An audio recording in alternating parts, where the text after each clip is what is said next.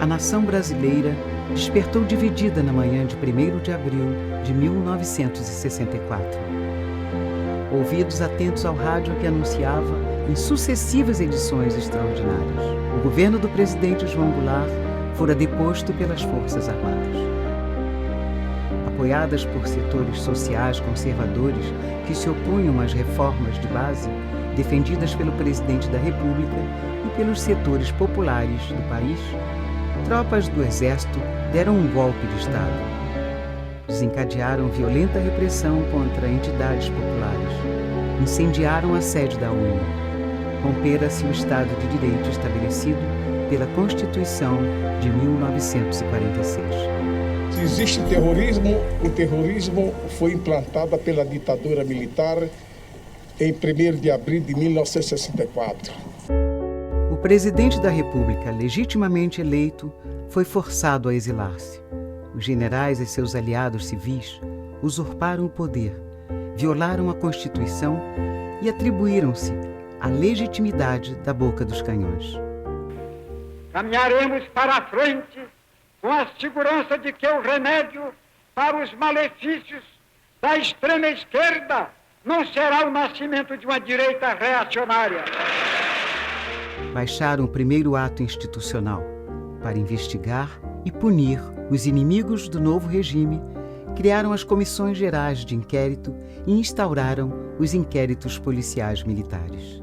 Fecharam o Congresso, cassaram os mandatos dos parlamentares opositores, extinguiram os partidos políticos. Em 7 meses, produziram mais de 500 intervenções em sindicatos de trabalhadores. Seus dirigentes foram destituídos, presos, torturados ou forçados ao exílio. As ligas camponesas foram desmanteladas. Seus líderes perseguidos, presos ou mortos. 1968.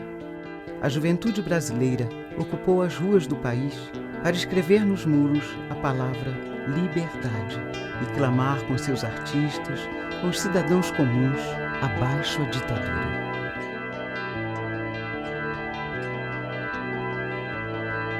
Quem cala sobre teu corpo. Em abril, a repressão assassinou o estudante Edson Luiz.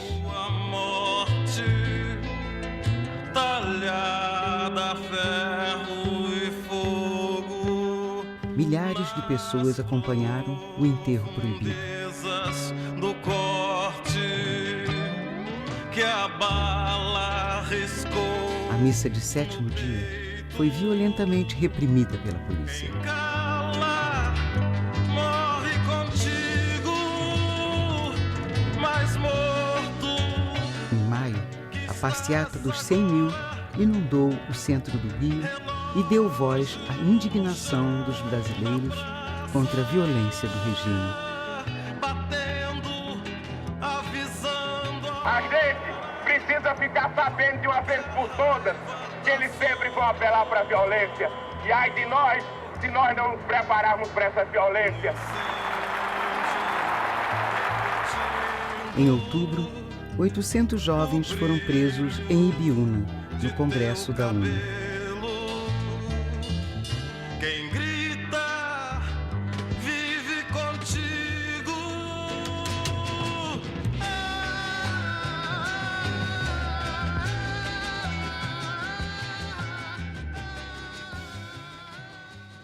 – 13 de dezembro, o terror absoluto. O general Costa e Silva baixou o ato institucional número 5.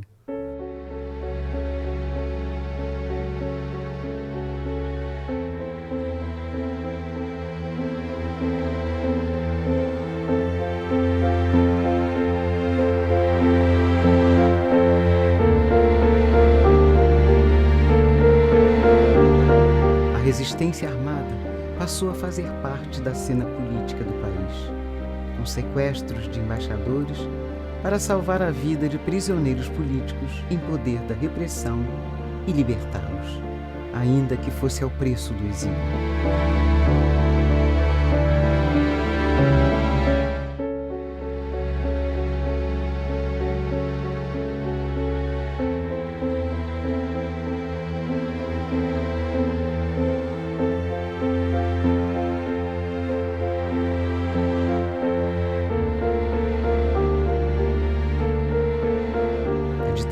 radicalizou. Agentes do Estado recebem treinamento sobre técnicas de tortura. Radicalizou a censura à imprensa, ao teatro, à música, à literatura, às artes. O habeas corpus foi abolido. A pena de morte e o banimento foram instituídos e, com ele, uma legião de expulsos do país. Os brasileiros que ousaram se levantar contra a ditadura estavam impedidos de retornar ao Brasil.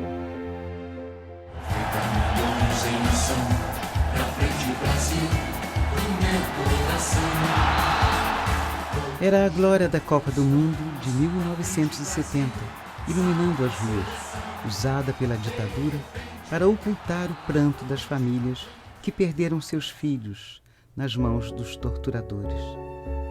Cada um deles tem um rosto. Nutriram sonhos, acreditaram neles. Com seus olhos, miram os olhos e a memória do país. Desejam ser lembrados. Onde se esconde o rosto dos torturadores? Se dissolvem na sombra da vergonha. Aspiram o esquecimento. Era o tempo do medo, o tempo da brutalidade, dos assassinatos, dos atropelamentos, das tentativas de fuga, dos suicídios, dos desaparecimentos cometidos e acobertados pelo aparelho repressivo. Dentro da noite, nosso povo ensaiava gestos de resistência, principalmente pelas mãos das mulheres. As mães, as filhas, as companheiras, as viúvas de maridos vivos. 1975. Nasce o movimento feminino pela anistia, liderado por Terezinha Zerbini. Mobilizaram, fizeram de sua aparente fraqueza diante da brutalidade do regime sua força. Eureka, a saída é por aqui. A ONU está organizando, ninguém vai dizer que nós vamos fazer subversão indo para o Ano Internacional da Mulher. Tinha gente que não sabia nem o que era anistia, pensava que era anestesia. A anistia que nós vamos conquistar pode não ser restrita, mas vai ser ampla. É como uma barreira. Tem uma barreira que está segurando a água. Se você fizer um furo numa barreira, a água se encarrega de trazer tudo. O próprio presidente da República, Ernesto Geisel, veio para São Paulo a recomendar que eu não fosse para aquela cerimônia, porque aquela cerimônia ia trazer mortes e eu ia ser responsabilizado por essas mortes. A missa que foi realizada na Praça da Sé, em memória do Herzog, foi um dos momentos mais emocionantes da vida da cidade. A partir daí, com marchas, contramarchas, complicações, restrições, nós seguimos no caminho de uma distensão. Nas prisões, nos sindicatos, nas associações, nos movimentos dos trabalhadores, nas igrejas, no parlamento, nas universidades, com a participação da OAB, da ABI, da CNBB e de setores da imprensa que não se curvaram à censura. No teatro, na música, nos livros, as pessoas falavam de esperança, de liberdade, de justiça.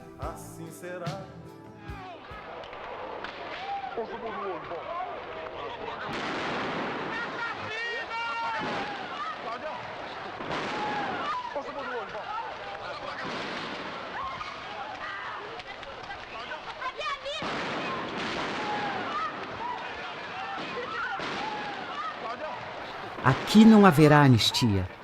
Essa foi a resposta dos generais. Mas fora acesa a centelha. Multiplicaram-se os comitês brasileiros pela anistia, estimulados pelos familiares de presos e desaparecidos políticos, dos exilados e pelas organizações populares. Escrevemos nos muros, levantamos nas faixas, levamos na boca o grito necessário. A anistia ampla, geral e irrestrita. Com Lula ou sem Lula, sem diretoria ou sem diretoria, sem comissão ou com comissão, vocês sairão vencedores dessa luta. A luta pela anistia se encontrou com a força dos movimentos populares que sacudiram os alicerces do regime. A greve de fome dos presos políticos desafiou a sensibilidade de parlamentares. A visita de Teotônio Vilela aos presídios deu o sinal.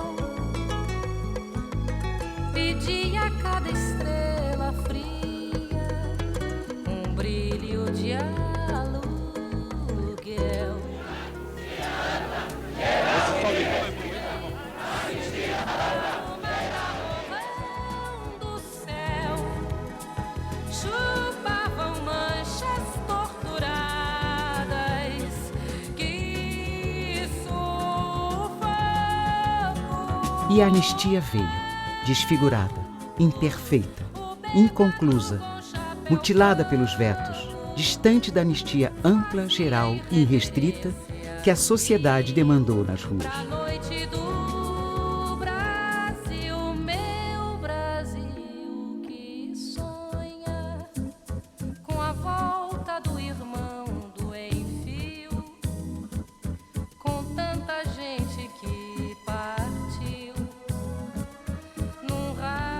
Oito anos fora do Brasil, sem ver todas essas caras, todos esses amigos, e esperar que chegando aqui com tanto abraço, de gente que eu nunca pensei ver mais. Não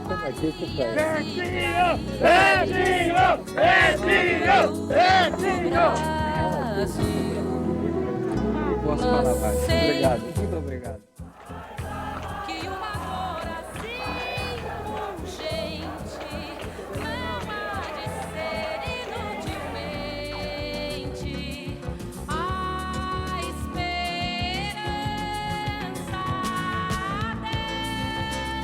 Foi aprovada a Lei de Anistia em 22 de agosto de 1979, imposta pela ditadura, a um parlamento submetido por medidas de força, sem pactos, sem acordos.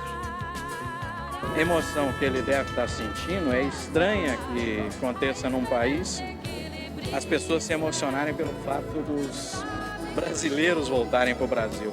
Mas foi uma vitória danada do nosso time, quer dizer, do povo brasileiro. E eu acredito que ainda falta muita coisa ainda. Nós conseguimos, vamos dizer, empatar. Ainda faltamos pegar uma outra anistia, que é a anistia do voto.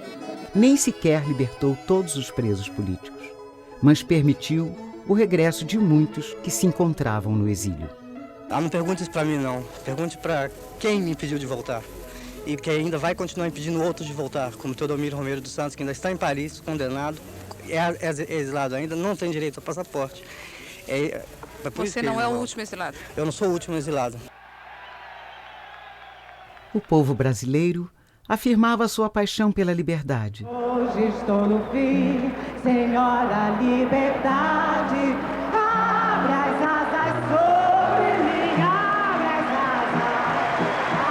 asas. Reconquistava as ruas, as praças, os estádios, realizava gigantescas manifestações.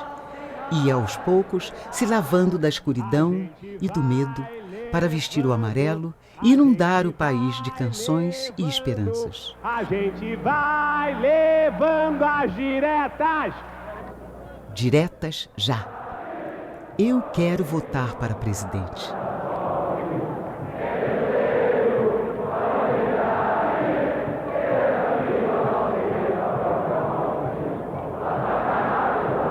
Em 1988. O Estado de Direito é restabelecido, a Constituição Cidadã é promulgada. O desafio hoje é a implementação de uma justiça de transição que foi conceituada pela ONU como conjunto de mecanismos para tratar o legado histórico da violência dos regimes autoritários. Seus elementos centrais são a verdade e a memória, através do conhecimento dos fatos e o resgate da história. A Comissão de Anistia, pelos poderes que lhes são investidos, pelos poderes legais e constitucionais que lhes são investidos, em nome do povo e do Estado brasileiro, pede desculpas oficiais à senhora pelos erros que o Estado cometeu contra o seu filho, a senhora e toda a sua família. ela está agradecendo, mas está dizendo que preferia que ele estivesse aqui. A reparação, tanto econômica quanto moral. É dever do Estado indenizar os perseguidos, assim como é dever do Estado o resgate da memória. A sociedade tem o direito de responsabilizar judicialmente os que violaram os direitos humanos e cometeram crimes contra a humanidade para o restabelecimento pleno da justiça. A reforma das instituições, principalmente os órgãos de segurança e de justiça, para a vida democrática permanente. A justiça de transição trata menos de punir e mais de sinalizar a ideia da não repetição, para que não se esqueça, para que nunca mais aconteça.